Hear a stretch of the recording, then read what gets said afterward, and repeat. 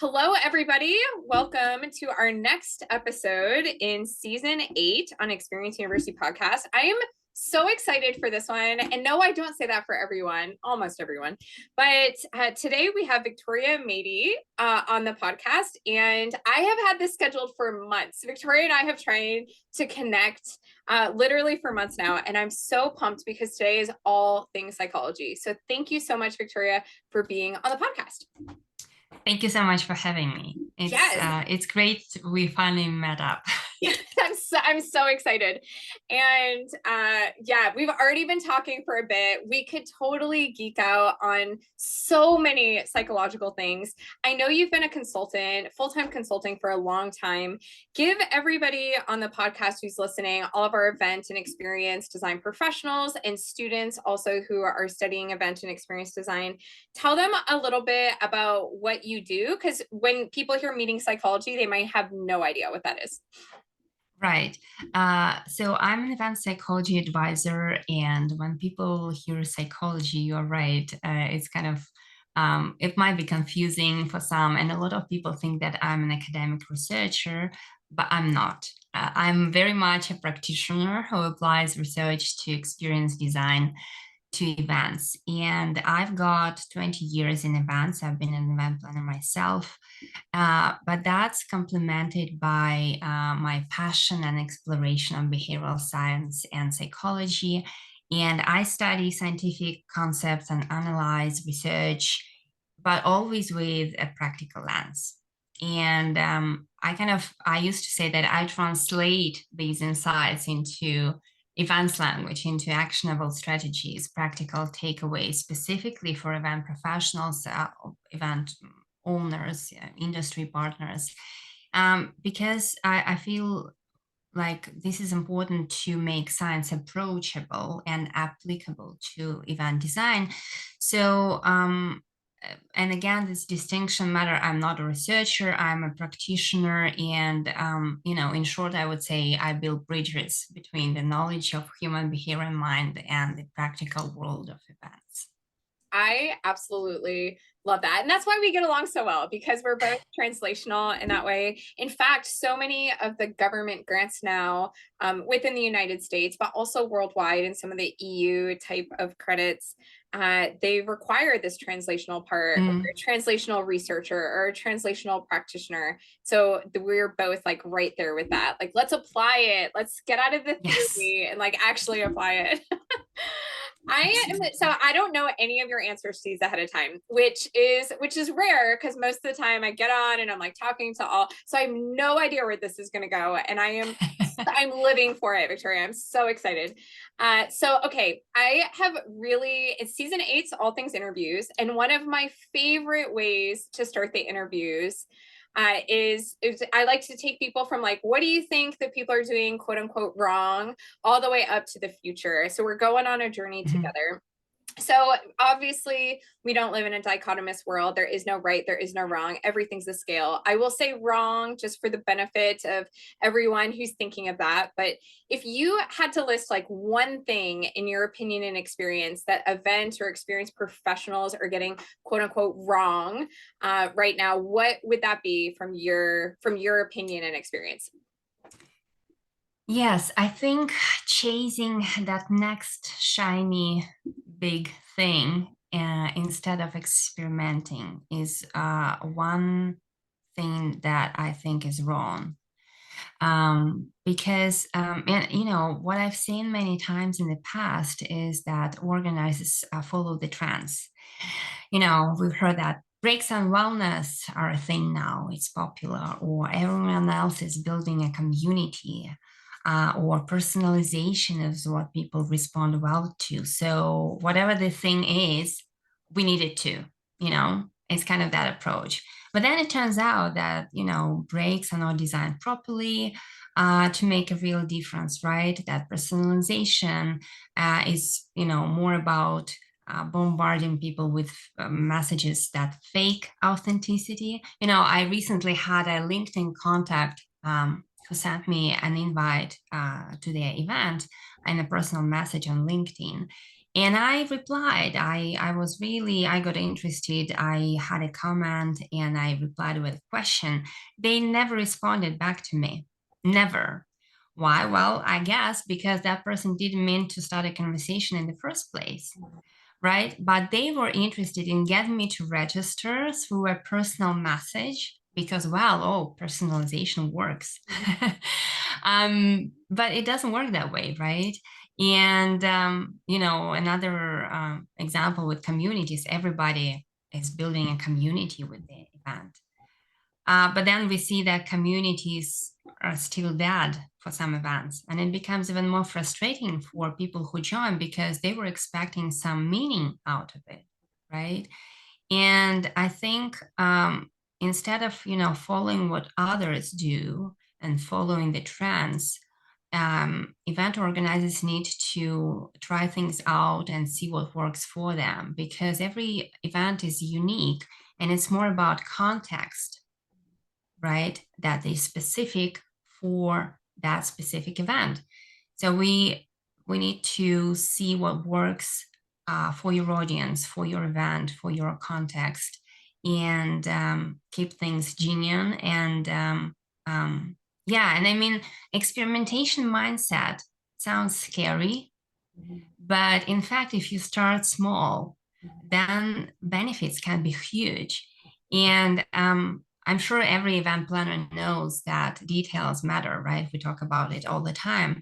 So if you add a bit of psychology to that mix, you don't need massive resources to see big changes.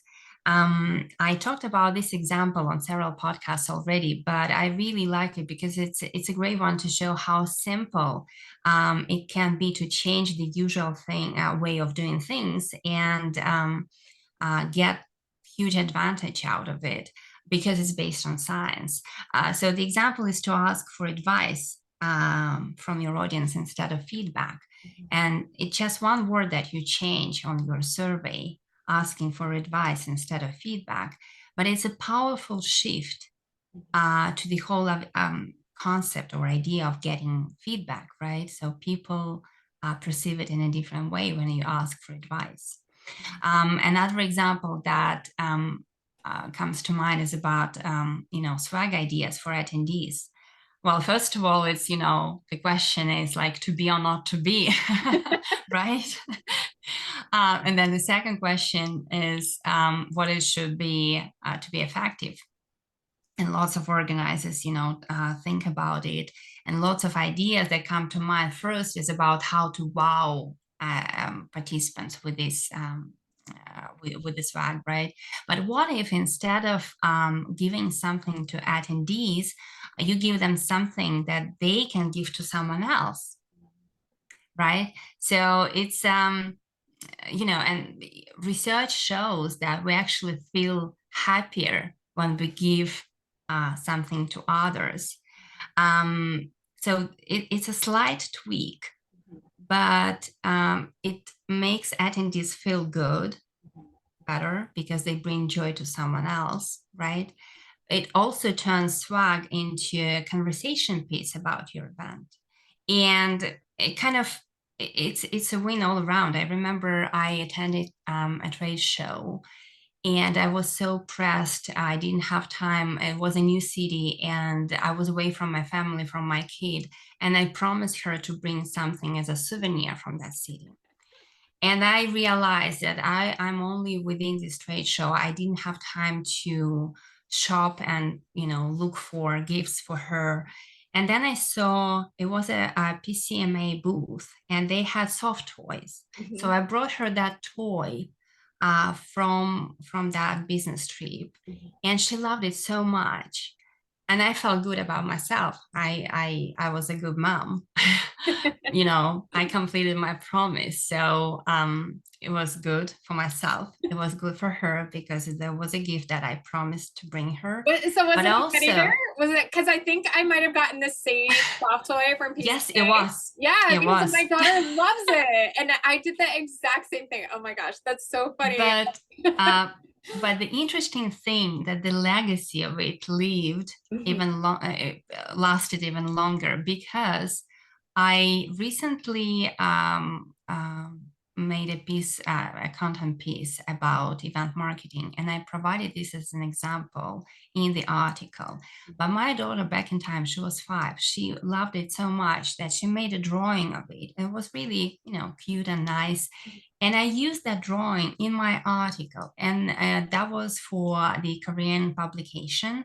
So that PCMA toy was brought to the attention of Korean mice professionals years later in an article about event psychology as an example of how it can be, this kind of tweak can change things, can change perspectives, Yeah. and can become a memorable object.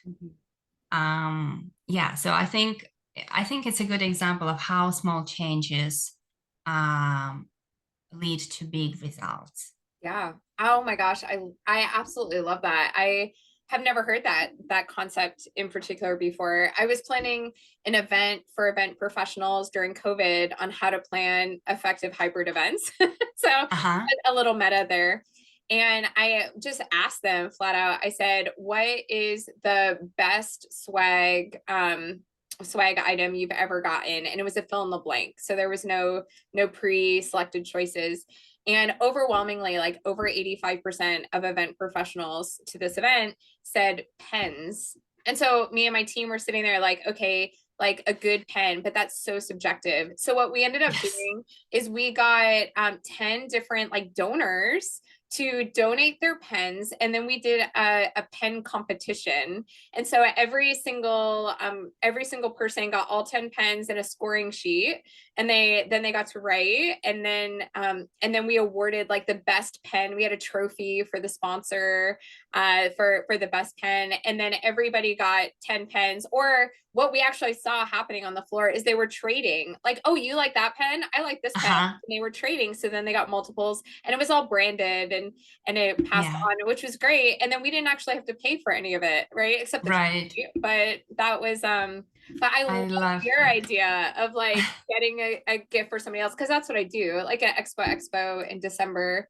like I just walked around the trade show. I got all the candy and all the things, and that became my daughter's like stocking stuffers, right, for Christmas. So it's so true. Yes. Just haven't thought Yes. about it that way. Oh, that's so good. Okay, so then perception is projection. So we always think of things or provide advice from our personal perspectives and our personal background. And this really came home to me when I was at an event, a continuing ed event, and this breakout was talking about what are metrics to evaluate community, and nobody in the room had any answers. And then I was like, well, that's odd. People have been building communities forever. And then I was at a separate event like 2 months later, same session, same conversation. No one was raising their hands. And I was like, well, we just don't have the right people. You're not asking the right people, right? Everybody in this room needs this information, but we have to go to a different industry to get Mm. that answer. But nobody was pulling in the other industry. So I'm asking this question very specifically to you from the psychology standpoint, because you're going to have a different viewpoint than everybody else. From this psychology standpoint, what are things that most meeting professionals don't even have on their radar that they should have on their radar? Mm. A couple of things, but I'd like to highlight this one, observation, as a way to get better quality feedback, and as a way to get um, more insights about what people feel in relation to your event and what they think about the event. And I think observation is so underrated.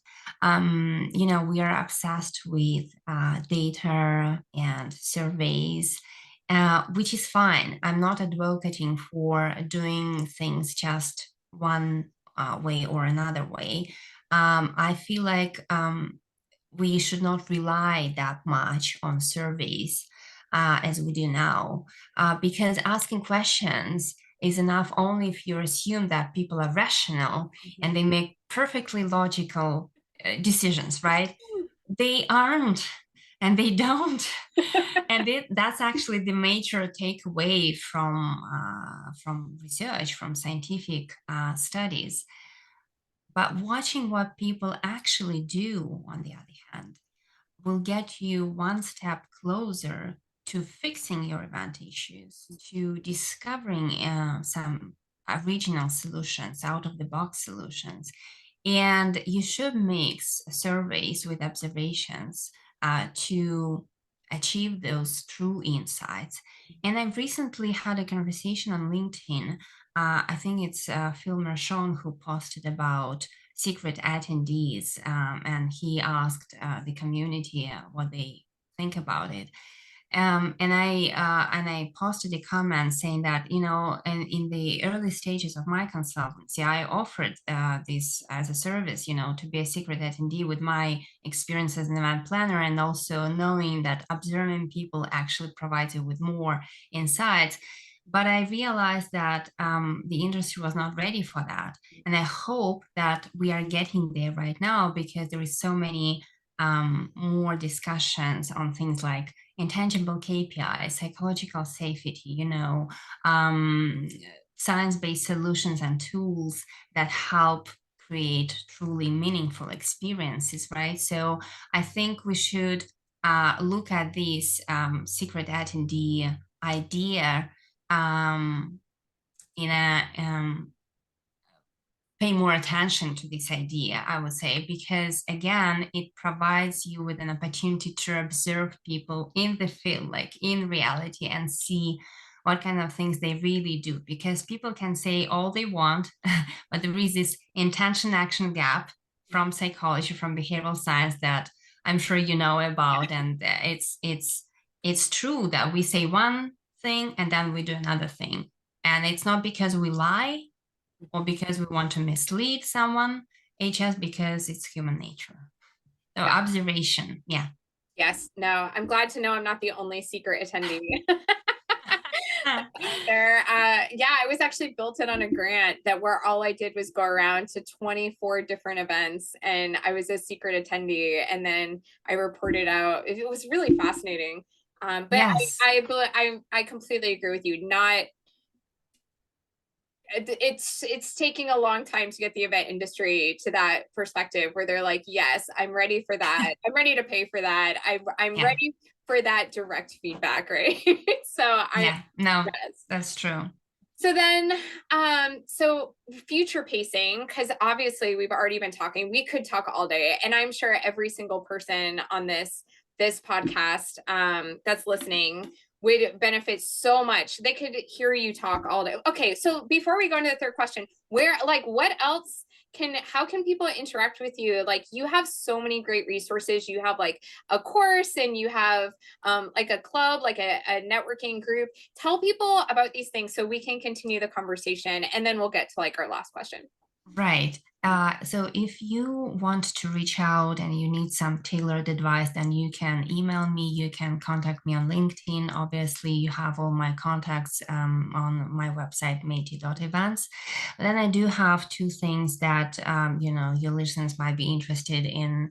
One is the Event Psychology Lab. This is an on-demand, self-paced course. It's short, but it's comprehensive because I cover basic psychological and behavioral science concepts and practical application to events. So it's designed specifically for those who is starting out with the event psychology approach and doesn't know much about it. So I provide, case studies, a lot of examples and references to research. If you need to convince someone else, on your team, then you have I've got you covered. You've got all these research cited, so you can go back and check it and show it to someone else.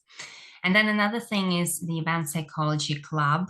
And this is a community for those people who are already familiar with the approach and want some deep dive. I provide exclusive content to the members of the community, content that I don't share anywhere else, links to studies, white papers and reports that are not mainstream, videos, and I do provide a lot of ideas that I'm thinking about myself, and I share them with the club members. I also share podcast, the Event Psychology podcast episode recaps there. We host online meetups once a month, and there is a one-on-one monthly catch-up with those on the Best Friends Forever tier. So you've got a lot of things if you join the community. So if you're interested, please do join. So those two things that I would highlight. Absolutely. And I will definitely make sure all of that's linked in the show notes to your website and your LinkedIn and to all of the things. And I'm like signing up for the lab like after I get off the call today. Like I'm so excited. Even if it's stuff I already know, it's fascinating to Yes. have the case studies and the links and the research, all the stuff that AI is not good for.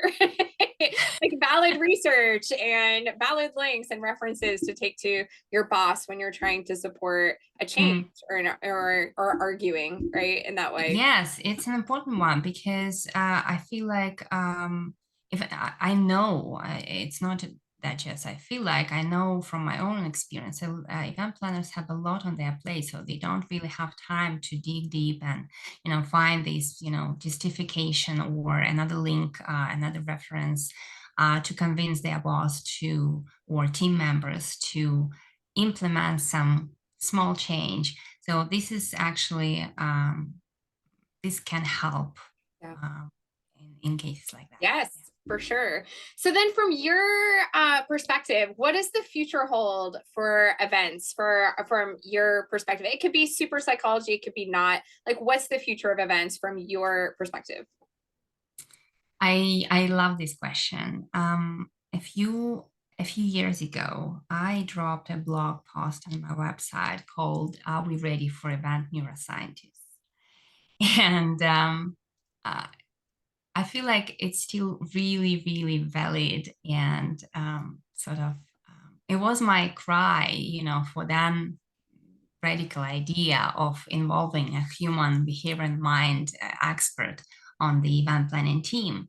And it seemed really crazy at the time. It was I don't know, 10 years ago, maybe, right? And fast forward to now, and I know there are a lot of people who are like-minded, who believe that we need more neuroscience and behavioral science and psychology in events. And I myself been fortunate to work with those people. Some of my clients that are have the same understanding about, applying tangible concepts to event design and going psychological instead of logical with their solutions, right?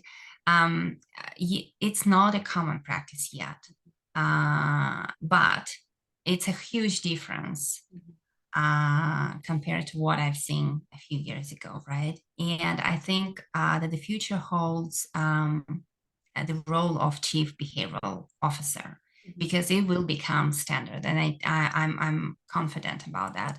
Events are something more than just moments in time where people meet to have fun and do business. They are a catalyst for behavior change. And they have always been. It's just that event professionals didn't quite realize it, but now they are. And that's why, we've got, I personally know of a few companies that already hired people with psychology degree on their team. We know that there are a lot more discussions around topics like belonging, psychological safety, emotions, well-being, all those things that are tied back to how people behave and how they think. And so we are starting to design events for how people think.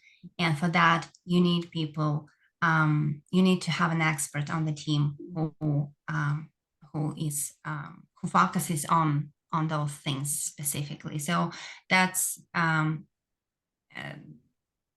what the future holds, I would think. That's good for you and for me. I mean, with our backgrounds, right? Oh yeah, the future is bright. And we have so many people all around the world that listen to this podcast and sending LinkedIn messages and asking for specific content, which is what season 8 is all based on. Is I want information in this area. Like I think The one that's releasing before you is in LARPing, like Nordic LARPing. I'm like, okay, you want Nordic LARPing? I'm giving you Nordic LARPing. So to anyone listening to the podcast today, if you have an idea of something that you want to hear as applied to the event or experience design industry, shoot me a message on LinkedIn or via email, and we'll make sure to have an episode on it. Victoria, what is one piece, one thing, if anybody listening to this call is to take one thing away from this entire conversation, which is so fascinating, that one practical nugget that they could apply, what would that one thing be? I would say look where others don't. I mean, if everybody highlights that they have a jam-packed agenda, don't do the same. It's actually counterproductive and it's not going to help you win more attendees, right? And, if everyone else does 1 hour keynotes, don't.